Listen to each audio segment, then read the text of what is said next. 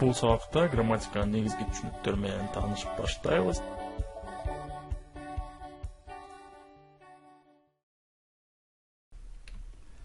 Каалаган сүрөттөмөнү алалык. Бул адам болобу же кандайдыр бир нерсе болобу. Мунун баарын биз кандайдыр бир нерсе же объект катары кабыл алсак болот, туурабы? Демек бул учурларда зататоч тууралуу сөз болот экен. Анткени зататоч бул заттын атын билдирет экен. Жана ким, кимдер, эмне, эмнелер деген суроого жооп берет экен. Жана биз билгендей эле ушул заттар же нерселер убакыт өткөн сайын кандайдыр бир өзгөрүүгө мажбур болушат экен, же кандайдыр бир кыймыл аракетке туура келет экен. Ошондуктан ушул зат кандайдыр бир кыймыл аракетти кылса, мисалы шамал үйлөйт, же ан жайыт, же адам чоңойот деген мисалдарды келтирсек, баары тең өзгөрөт да, жана кандайдыр бир кыймыл аракетте болуп турат деген жыйынтыкка келсе болот. Демек ошонун баардыгы тең этиш деген грамматиканын маанилүү бөлүгүн түзөт экен.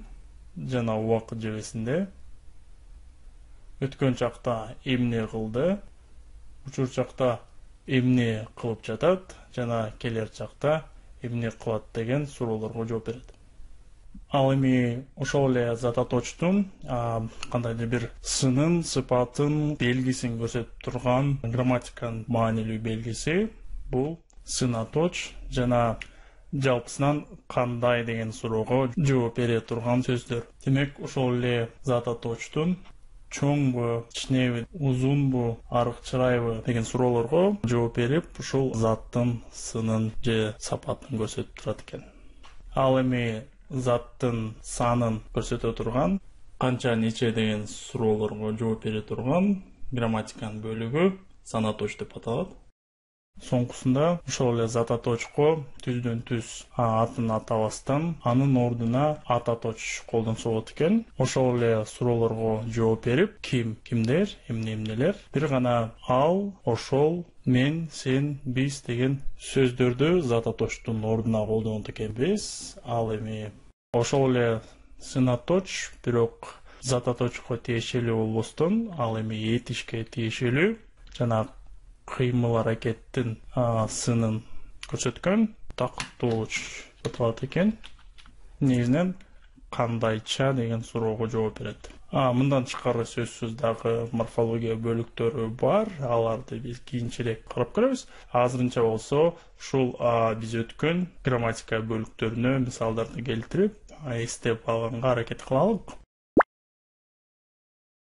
Жана биринчи зататочко мисал келтирип көрөлүк. Мисалы англис тилинде китеп. Book.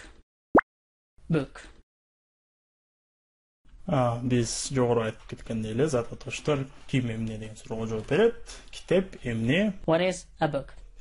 Демек, экинчиден биз эмнеге өттүк элек? Бул этиш, этиш кандайдыр бир кыймыл аракетти билдирет. Китеп өзү объект болуп, ага кандайдыр бир кыймыл аракет кылынса болот. Мисалы, китепти окуганы болот. Демек, бул учурда To read a book. Read дегенибиз бул этиш, эмне кылуу, китепти окуу. Үчүнчүдөн биз ушул сынаточко өттүк элек. Заттын кандайдыр бир сынын көрсөтүп турган. Мисалы, китеп кандай болушу мүмкүн? Менимче кызыктуу. Демек, Read interesting book. Демек сынаточубуз бул interesting болот экен. Ал эми этишибиз жана зататочубуз төмөнкү болуп чыкты, туурабы? Андан соң биз санаточко өттүк элек. Санаточ бул заттын санын көрсөтөт, туурабы? Демек затыбыз бул китеп. Мисалы, канча китебиз? 2 китеп деп койдук. Read 2 interesting books. Бул 2 дегенде биздин мисалыбызда көрсөтүп турат. Андан соң биз эсимде жок.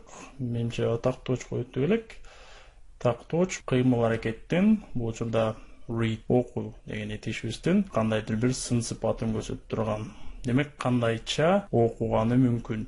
2 кызыктуу китепти. Менимче, эгерде алар кызык болсо, анда аларды оңой окуса болот, туурабы? Демек, оңой окудум деген сүйлөмдү түзүп көрөлүк. Тактоочтор сүйлөмдүн куруу структурасында аягында болот. Демек тактоочубуз бул төмөнкү easily деген же оңой деген сөз. Жана бул биз айтып кеткендей, ушул окуу же этиштин сынын көрсөтүп жатат. Соңкусуна биз ататочту айта кеттик. Бул ошол эле зататочко тиешелүү, анын ордуна колдоно турган сөздөрдүн жыйынтыгы. Мисалы, I read two interesting books easily. Мен эки кызыктуу китепти оңой окуйм.